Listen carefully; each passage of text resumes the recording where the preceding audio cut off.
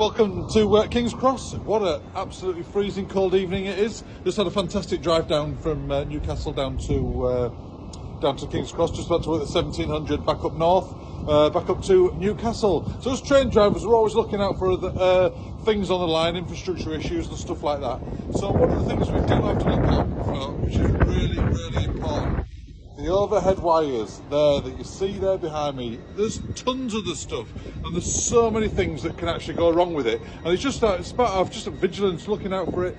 Even though they get quite hypnotic looking at them all the time, they're going from left to right. They move between 6 and 9 inches from left to right all the time to save pan wear. So you're seeing a zigzag in front of you all the time. But yeah, you do notice things because you're going up and down all the time. You do notice things like your peripheral vision and things like that. Just to give you a couple of examples, you see right up there, I'm pointing to what's called the catenary wire. You see that bit there is called the dropper, and the one underneath is our contact wire, which has the 25,000 volts in it. So if we're going along, something catches your eye, it's like one of those the droppers there. What I've just seen there, they have the tendency to snap.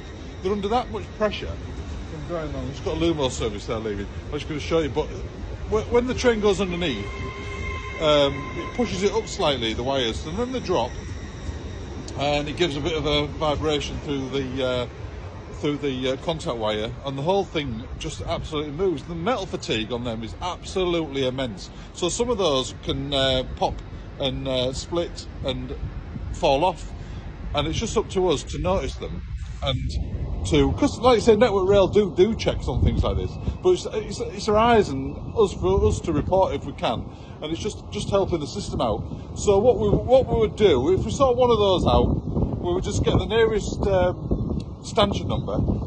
You've got to be quick. You're doing this 125 miles an hour, so this is just one of the stanchions right here behind me. They've all got plates on like this, which is like it's on the East Coast. It's whatever mileage it is. It's 0 from King's Cross.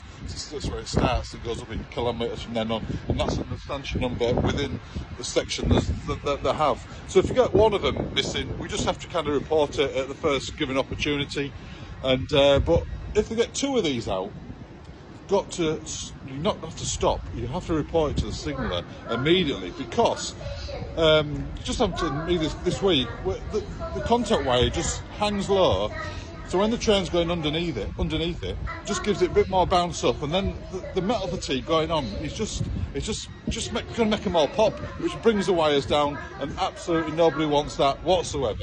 So we're always kind of just watching out for that if we can. But like you say, it's incredibly hard. You go through days where sometimes you do notice them and sometimes you don't. But there are there.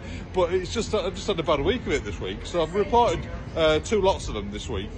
But sometimes you just don't, because obviously you're focusing on the job in hand. To get the train there, but that's just something else that we have to do, and there's so many different things we have to look out for, but that's just one of them, you know what I mean? But fantastic. Don't feel like that little bit of information, and I'll catch up with you soon. Nice set of trains in there. Look at that. Wouldn't mind I got that one day, but there we go. Never mind. Cheers.